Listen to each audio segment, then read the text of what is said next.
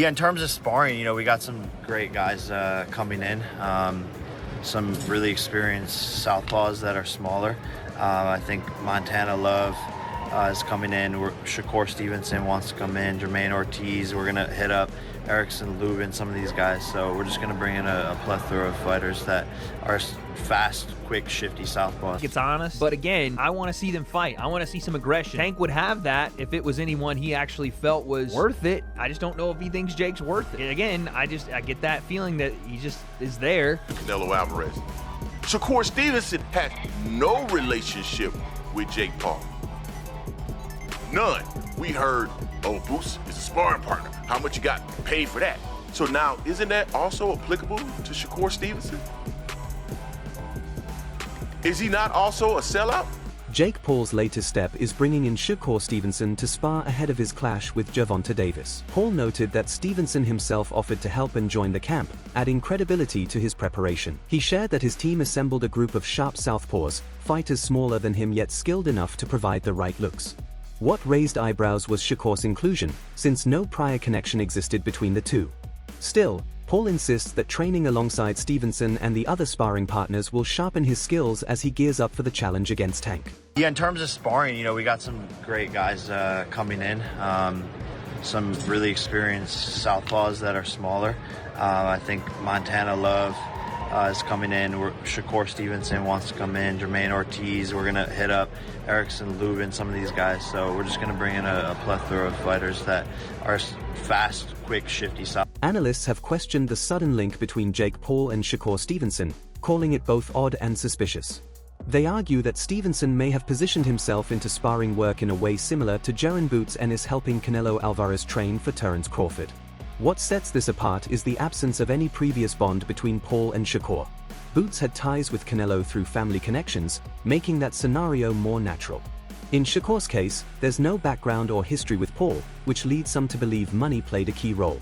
The view is that Paul likely offered Stevenson a solid payday to join camp. This fuels speculation that Shakur's involvement is more business-driven than competitive, creating a partnership that feels unusual given their lack of past association. Shakur Stevenson reached out to Jake Paul in support of him preparing for Gervonta Davis. Help me understand, what is the difference between Boots Ennis reaching out to Canelo Alvarez in support of his preparation for Terence Crawford versus Shakur Stevenson reaching out to Jake Paul in preparation for his fight with Gervonta Davis? Tell me, what is the difference? I'll tell you what the difference is. The Ennis family actually had a relationship with Canelo Alvarez. Shakur Stevenson has no relationship with Jake Paul. None. We heard, oh, Boots is a sparring partner. How much you got paid for that? So now, isn't that also applicable to Shakur Stevenson? Is he not also a sellout? I don't want to hear anything about this fight. It's against a YouTube, it doesn't matter. No, Shakur Stevenson is an elite level fighter that is going to be a sparring partner to a YouTuber, and he reached out to him directly to make it happen? When asked about the Jake Paul versus Gervonta Davis matchup, Shakur Stevenson tried to clear up his viewpoint. He explained that if he were in Tank's shoes, he would see the fight from two sides. From a business standpoint, it makes sense because of the financial benefits and the attention it brings. But as a fighter, Stevenson admitted he wouldn't personally accept such a fight. His comments highlight the contrast between treating boxing as a career move and treating it as pure sport. Though critics find his sparring role with Paul questionable, Shakur admits openly that financial gain affects these choices, drawing a line between business and fighter pride. He stresses how modern boxing increasingly blends sporting legitimacy with showmanship. So can you blame a man for taking that opportunity? Because this is prize fighting, right? It's about making money and securing your family. Can you fault him for that? It's two sides of that. Okay. It just depends. As a fighter, just because I had a draw with somebody, for me, I may run it back. But in a business aspect, if you run it back and you lose to Lamont, and then the Jake Paul fight is presented, you may not make as much money, or the fight may not be as lucrative as it was before you lost. So as a business, I understand. I ain't gonna hate on the decision, but as a man Your and pride as will a get in the way. fighter with my integrity. Yeah, but isn't there a price for everything, Shakur? Like, even if you had a draw with somebody and you were offered 10 times more than you ever, I don't know what the number is, but it's a lot more than he's ever made. At the official press conference, things boiled over between Jake Paul and Gervonta Davis as they went face-to-face. The two shoved each other, instantly sparking buzz from fans and media alike. Yet many experts believe the altercation was more promotional than personal. In today's boxing world, heated exchanges on stage are often designed to go viral and boost pay-per-view sales.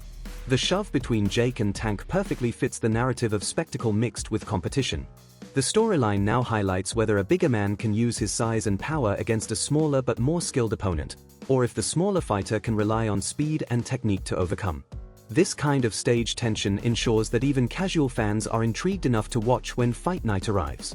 Yeah. Southpaw orthodox matchup, left hand down the pipe. You can even see here, I'm not even trying to do the whole body language breakdown, but you can even see Tank could get under that left hand because he's 5-0. He could roll under that left hand, and here comes the brick hand over the top. If he lands something like that in 10 ounces, I'm going to tell you this. Jake's 200 and something pounds. That's still going to hurt at the very least, and who knows what, because Tank's got ridiculous power. So Jake, a little sloppy on the push there. He got pushed. He wanted to get it back. There's something to be taken away from that, but lines up perfectly for a counter left hand. And you even see his promoter here is kind of grabbing his left hand because Tank wanted to let it fly. And Jake backed up a little bit. He said, oh, and Tank comes with that. Tank, man. Tank said, where I'm from, the bullies get bullied. All right, dude, there you go. Listen, takeaways from this thing, I don't know. Tank seemed to have a little bit more energy today. He seemed to be more lively. Him going back and forth with the media, with Jay Leon, with Jake, with Aiden Ross. There seemed to be a bit more energy today. That's all I really asked for. So in terms of, selling us on something, sure. Better job today from both guys. Jake, seemed a bit more locked in here with Tank as well. They had a little bit more fun. Tank going after Nikisa was pretty funny. But listen, this doesn't change anything in my mind. The 10-ounce gloves doesn't really change anything to me. I mean, again, I think that's a bad idea for Tank, more so because even if Jake doesn't land clean, those are 10-ounce gloves, still going to hurt. Tank is still punching in gloves that are 2 ounces heavier than he normally uses, so I don't know how that's a win for him. The $2 million bet almost certainly won't happen, which I didn't think would in the first place, but Tank pretty much confirmed it.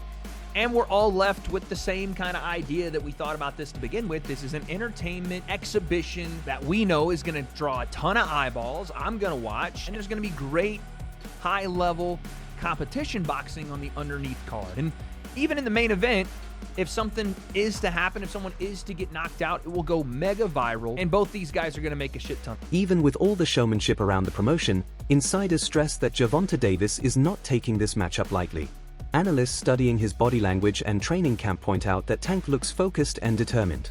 They argue the stakes are bigger than many think. Beating Jake Paul could bring him both a massive payday and a new level of mainstream exposure. Experts also caution that Paul must not underestimate Tank the way he did when joking about older fighters like Mike Tyson. Unlike those exhibition names, Davis is in his prime and known for his ruthless finishing ability. If Paul enters this fight with a casual mindset, it could end badly for him. Tank's serious approach in camp shows he understands not just the financial reward, but also the risk of losing to a YouTuber-turned-boxer. In this particular in the press conference, and you can tell, you can just look at him and tell, like, no, this dude he's gonna get this money for sure, because there's so much money out there to be had. But Jake Paul better be not playing around, man. Not get cute, not play any games, don't hit him in the back of the head, don't rabbit punch him, don't do any of that stuff, man, because Mike Tyson, first of all, Mike Tyson, a lot of people think Mike Tyson was pulling punches on Jake Paul, and a lot of people think that Anderson Silva was pulling punches on him too. You're not going to have a little Gervonta out there pulling punches on you, man, if you're out there playing games. So, I don't like the fight at all. However, as far as it being an entertaining situation, I almost guarantee you that fight itself is going to be entertaining. That it's going to be something that you look at and you're going to say, man, everybody's going to watch it. Everybody's going to want to know what happens in it. But at the same time, it's kind of like what people think, when you see a car crash, like you're driving down the road and all of a sudden the traffic gets heavy and you're like, man, I'm going to be in traffic for a long time. And then you drive forward a little bit and then you see, oh man, this is some accident on the other side of the road and everybody just slowing down to watch. That's the type of entertainment that you can expect from this fight between Gervonta Davis and Jake Paul. There's going to be a lot of people watching it, but I got to say, man, you really can't blame the guy on what he's doing. And there's a lot of criticism flying on Gervonta Davis. It's not Gervonta Davis's fault that boxing took this turn. Boxing commentator Showbiz the Adult has been clear about what a Davis victory would mean. He argues that if Tank knocks out Jake Paul, he instantly becomes a hero to both boxing purists and casual fans. The reason is simple. Many viewers are waiting to see Paul humbled after his rise from social media to main event boxing. From this perspective, Tank's win would deliver the outcome fans have long wanted. Paul's rise has been polarizing, drawing in younger crowds but frustrating traditional boxing supporters. If Davis delivers the knockout, it would cement him as the fighter who finally silenced Jake Paul, raising his profile in and out of the sport. This viewpoint frames the fight not just as competition, but as a cultural showdown, with Tank embodying boxing pride against Paul's entertainment-driven rise. Gervonta Tank Davis stops that. If he is the one who stops this whole train, knocking out Jake Paul, he will become a boxing hero. People will then say, now get the hell out the sport. And I'm talking about from a fighter's perspective. That's what they're going to say. Now, it's not going to go on either one of their official records because it's an exhibition. But it doesn't matter because optically, visually, seeing that go viral, and I mean go viral, and Jake Paul will never hear the end of it. Help you up. We're going to help you up. We're going to see about it. Help you up. We're going to see. Because Gervonta Tank Davis is not only a real boxer, he's a real boy. He's 5'5". He's a lightweight.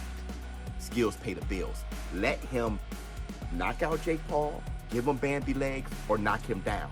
Gervonta Tank Davis, that moment will go viral, and he will be a far bigger, well-known boxer than he is today, and he will also be a hero. And that's the Black Two Sugars. That you guys don't want to admit it. Don't bull jive. Think about it. He will be a boxing hero. It will go viral over and over. It's the same thing.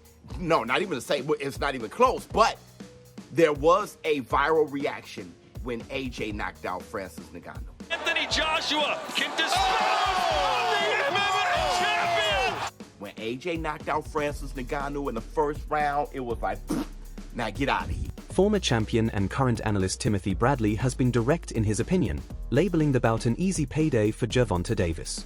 He argues that Tank's experience and proven skills against elite opponents make Jake Paul's challenge look far less serious.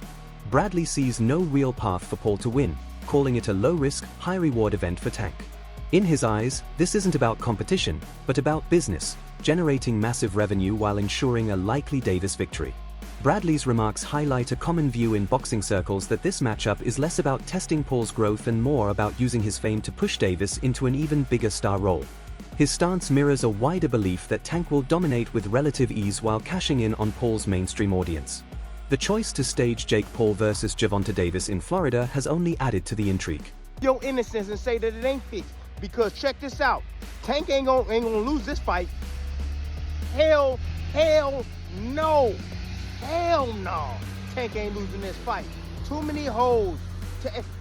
Man, Jake don't have enough experience. Yeah, man, it's gonna be taking candy from a baby. You know, Jake is missing the rules. See, this is what happens when you don't grow up in the game. When you don't grow up in the game, man, at a young age, this is what happens. You know, you start reading your own press clippings. That's what Jake is doing.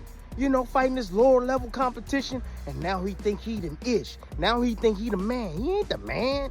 You killing me? He is not the man. Oh no, yeah, false sense of security. Now he trying to pick on small folks, right? You know, and I don't mean that in a bad way. Yeah, I'm just saying size-wise. Yeah, that's another thing, boxing one-on-one. You You can't pay attention to size. Hell no. I told y'all it's the size of the heart right in that damn dog. It ain't the size of the damn dog, and I told y'all that, man.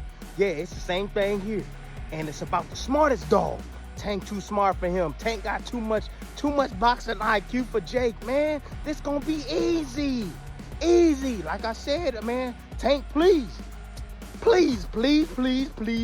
man. Don't do this to boxing, bro. If there's anything, man, shoot. Man, we can put together some kind of like account for you, a GoFundMe account or whatever, bro. That's all for today's breakdown. Make sure to stay locked in and subscribe for more updates as we follow every step of the Jake Paul vs. Gervonta Davis storyline.